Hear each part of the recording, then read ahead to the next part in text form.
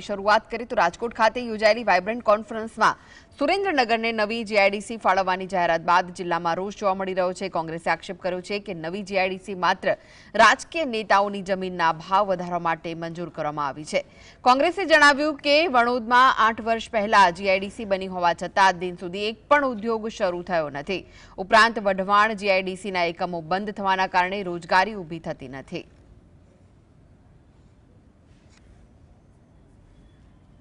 એક પણ કારણ કે ઉદ્યોગ જ નથી આવતો, આજુબાજુના વિસ્તારના કોઈ પણ યુવાનોને રોજગાર મળવાનો પ્રશ્ન જ નથી।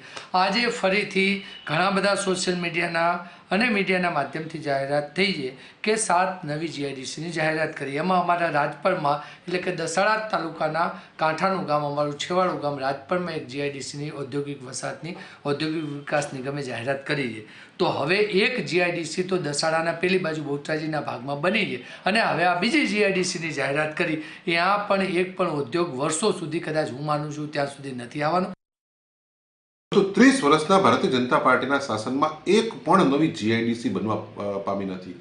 મારા દસાડામાં જ્યારે હું ધારાસભ્ય હતો ત્યારે પણ મેં ખૂબ મહેનત કરેલી અને વડોદ ખાતે જીઆઈડીસી માટેની જાહેરાત કરવામાં આવી હતી, પરંતુ આજની તારીખ સુધી એમાં એક પણ એકમ ચાલુ કરી શકવામાં આવ્યું નથી અને કરોડો રૂપિયાના ખર્ચે ત્યાં રોડ રસ્તાઓ બનાવી દેવામાં આવ્યા, વીજળીના કનેક્શનો આપી દેવામાં, પરંતુ એક પણ ઉદ્યોગ ત્યાં હજી સુધી સ્થાપિત થઈ શક્યું નથી। તો સુરેન્દ્રનગરને નવી જીઆઈડીસી ફાળવવાની જાહેરાત બાદ જિલ્લામાં રોષ જોવા મળી રહ્યો છે। કોંગ્રેસે આક્ષેપ કર્યો છે કે નવી જીઆઈડીસી માત્ર રાજકીય નેતાઓની જમીનના ભાવ વધારવા માટે મંજૂર કરવામાં આવી છે। કોંગ્રેસે જણાવ્યું કે વણોદમાં 8 વર્ષ પહેલા જીઆઈડીસી બની હોવા છતાં આજ દિન સુધી એક પણ ઉદ્યોગ શરૂ થયો નથી।